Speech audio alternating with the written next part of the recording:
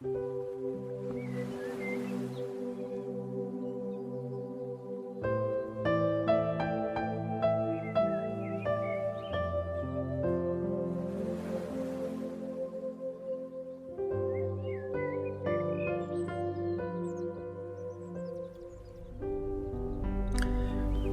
謝神容許我哋今晚又再一次喺神嘅面前當中安靜學習，求主幫助我哋，願意我哋喺去親近佢之先，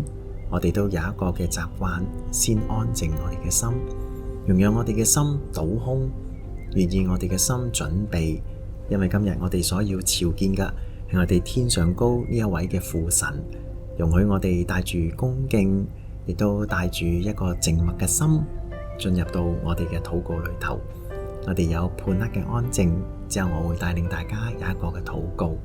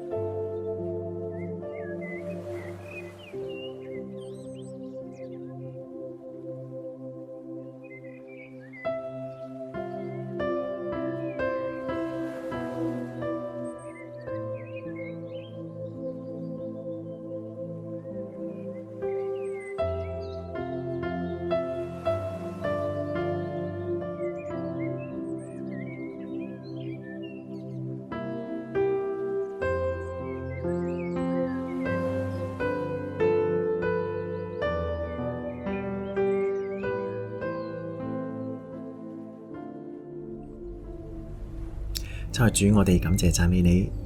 因為你愛我哋，你叫我哋唔能夠唔返到你自己嘅面前。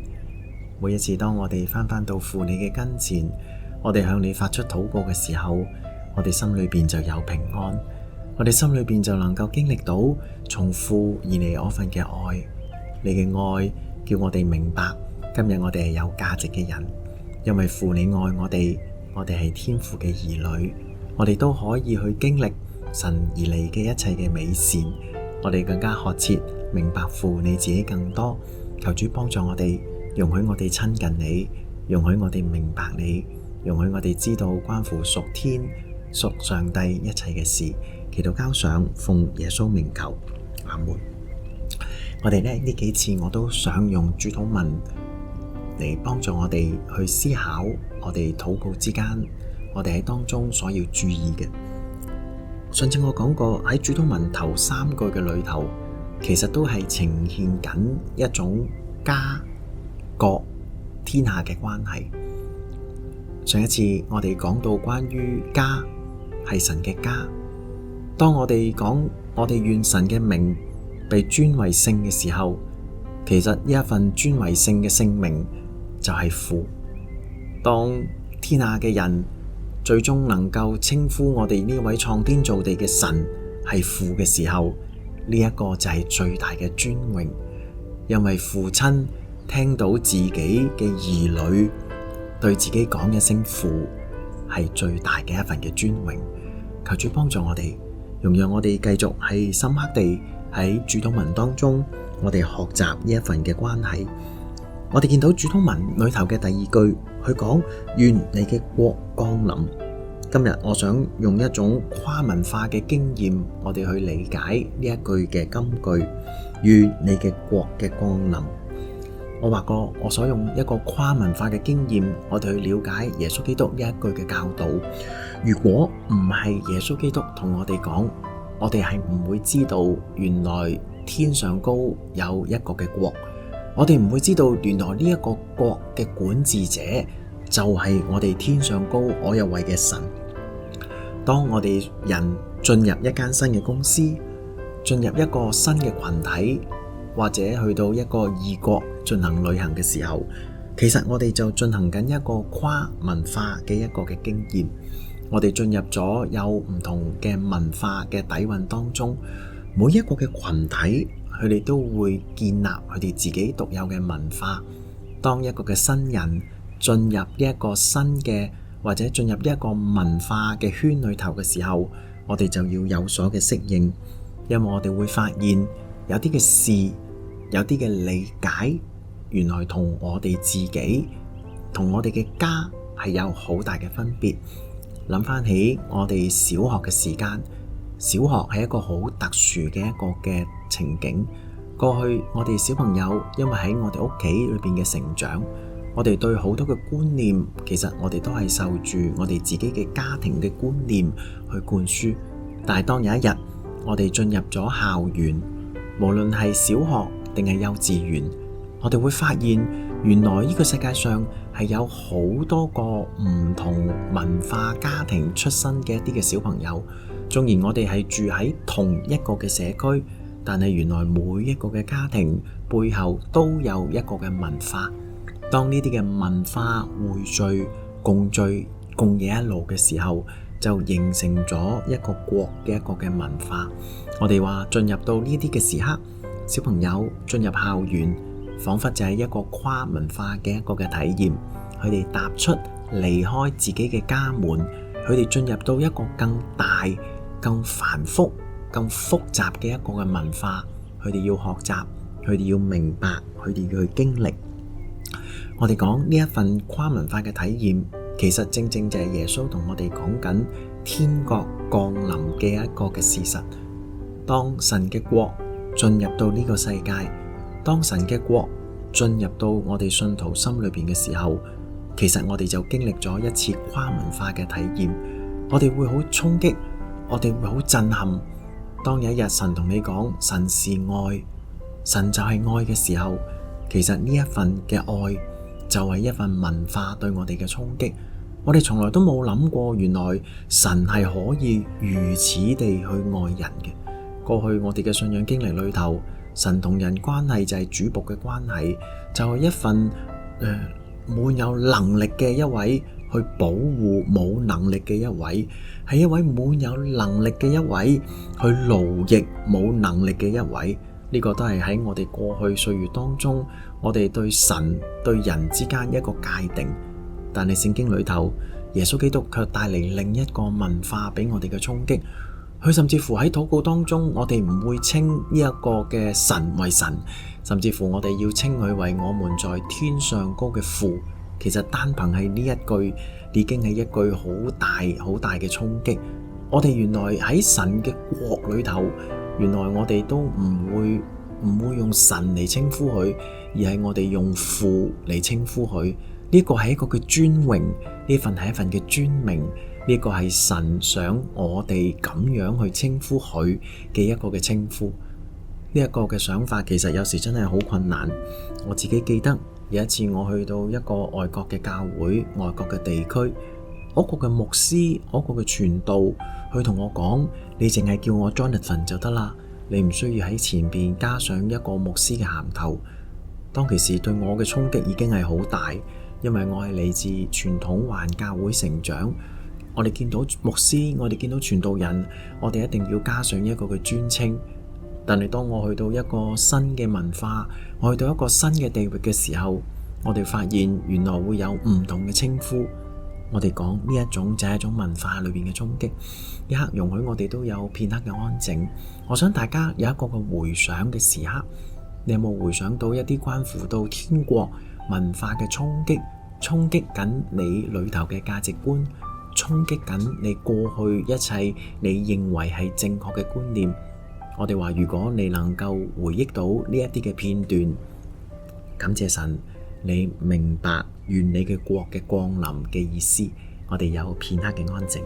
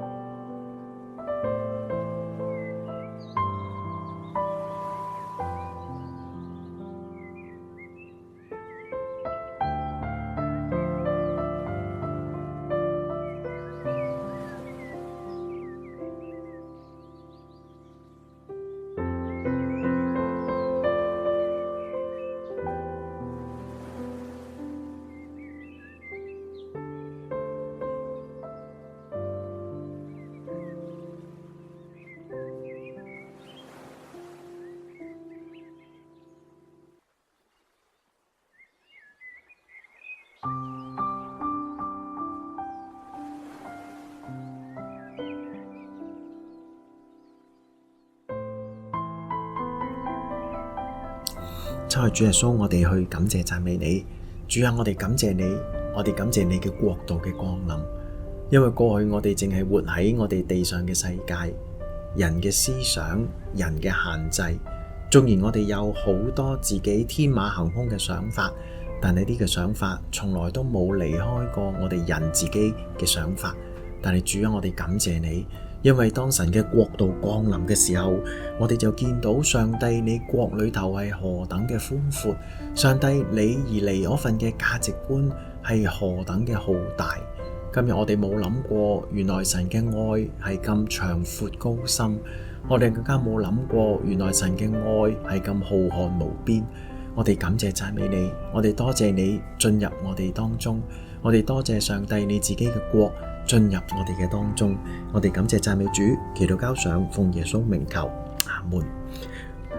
我哋講過喺整個嘅主禱文當中，呈現住頭嗰三句裏頭嘅進階係家、國同埋天下。中國人有一句說話，沒有家哪有國呢？如果唔係因為我哋進入父上帝嘅家，我哋又點會能夠進入到上帝嘅國呢？因為上帝嘅國裏頭，我哋嘅身份就轉換咗。原來今日我哋嘅父係呢個國嘅王。我哋有一個觀念叫做皇室嘅觀念。皇室嘅觀念嘅意思就係話，成個國裏頭仿佛就係呢一個嘅皇帝嘅家，呢一個嘅國度就係呢一個嘅王嘅家嘅一個嘅延伸。每一個嘅子民，每一個嘅百姓就係王嘅家人，王會保護佢嘅家庭。如果從呢個角度嚟諗，今日基督徒當我哋稱我哋天上高嘅父為父嘅時候，而我哋嘅父又同我哋講，原來佢有一個嘅身份係國王嘅身份嘅時候，咁我哋嘅身份就有另一層嘅意義。我哋嘅身份原來就係皇室，我哋嘅身份就係王子，就係公主。呢一種嘅尊貴唔係嚟自我哋自己嘅，而係嚟自我哋嘅父。當我哋稱我哋天上高嗰位嘅神係父嘅時候，原來我哋同一時間亦都得住一個好尊榮嘅身份。我哋每一個基督徒都係王子，都係公主。原來呢個係上帝給予我哋一份嘅尊榮。呢一份嘅尊榮，如果用聖經常用嘅字眼，我哋就稱為神聖。我哋每一個信徒都係聖徒。當我哋話信徒係一個聖徒嘅時候，其實我哋所表達嘅就好似我哋形容國王嘅兒女係公主係王子一樣，就係咁平凡，就係咁必然。只要今日我哋係天上嘅父嘅兒女，我哋就係滿有一份嘅神聖。今日當我哋話願你嘅國降臨，其實亦都係我哋身份上高一個嘅轉換，亦都係我哋對呢一位我哋所敬仰、所愛慕嘅一位嘅神，我哋對佢有一份加深嘅了解。中國古代裏頭，我哋有好多關於君臣之間嘅一啲嘅字眼，例如我哋會話君無戲言，我哋又會咁講君要臣死，臣不能不死。我哋見到原來王同臣子之間嘅關係係可以去到一個咁嚴峻嘅一個嘅關係。原來當王要我哋付上生命代價嘅時候，其實臣子嘅我哋係唔能夠作出嘅一個選擇。如果你用呢一種嘅角度嚟了解關於耶穌基督死喺十字架上高呢一種觀念嘅話，我哋就會明白，原來耶穌對佢嘅父仿佛就好似臣子面對佢嘅君王一樣，佢完全嘅將自己信服喺佢嘅君主嘅面前。我哋話去到今日呢一個嘅世代係充滿邪惡嘅世代，因為呢個世代嘅惡者要將我哋從呢一個國王，天上嘅國王與天上嘅王子公主嘅呢一個嘅咁大嘅尊貴，要將我哋誘騙。當代惡者最大嘅邪惡係推動國家嘅主義，因為國家主義就係教導我哋要將我哋呢個嘅忠愛放喺地上嘅國度。無論你係 A 國嘅人，無論你係 B 國嘅人，佢哋都將呢一份嘅忠愛從我哋父，從我哋天國呢一位嘅王嘅身上高去偷竊咗出嚟。求主幫助我哋，如果今日我哋將我哋嘅目光放咗喺地上嘅國度，進入咗呢一啲所講嘅國家嘅愛國主義當中嘅時候，我哋嘅生命就受到損害，因為我哋唔再將呢一種嘅愛單純地集中完全放喺我哋嘅父嘅身上高。求主幫助我哋。我哋知道有一啲嘅地區，佢哋行使兩黨對立嘅一啲嘅觀念。我哋發現呢一啲兩黨對立嘅國家，佢哋有一啲嘅特徵。如果一個家庭裏邊嘅成員兩個係有唔同黨派支持嘅時候，最終呢個家庭就要瓦解啦，因為佢哋各持己見喺佢哋嘅家庭當中。其實如果你用呢一種經驗，或者從呢一種嘅觀念去理解聖經耶穌嘅說話嘅時候，其實你都會明白耶穌嘅教導。耶穌基督喺路加福音12章，佢曾經咁話，佢話父親同兒女要相爭，女兒又要同母親去相爭。當我哋聽到呢一段金句嘅時候，我哋就唔明所以。但係如果將呢段嘅金句放喺願你嘅國降臨呢一句嘅主禱文當中嘅時候，我哋就會明白，原來耶穌講緊嘅係兩個國家嘅價值觀念，兩個國嘅文化之間嗰種價值觀嘅一個嘅不同。今日我哋要再一次問我哋每一位弟兄姊妹，究竟你嘅身份嘅認同係乜嘢呢？究竟你認唔認同你係天上呢一位國度呢一位嘅王嘅兒女呢？你認唔認同你嘅國係父嘅國？你認唔認同你要為住神嘅國全然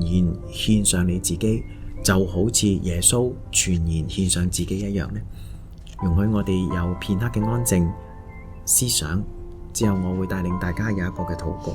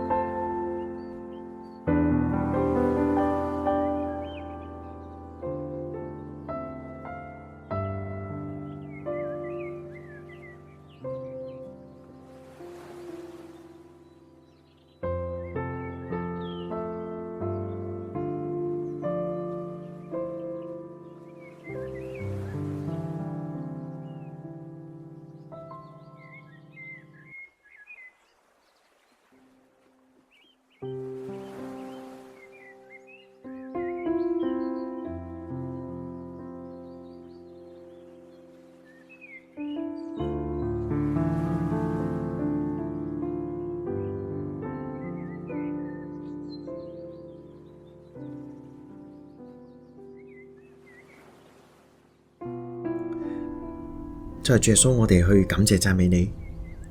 因為今日我哋從來都冇思想過，原來神嘅國係如此嘅接近我哋。我哋從來都冇諗過，原來我哋就係天國嘅兒女，我哋就係天上呢一位君王嘅愛嘅兒女。求主耶穌幫助我哋，因為當我哋明白到原來我哋同天國之間嘅關係，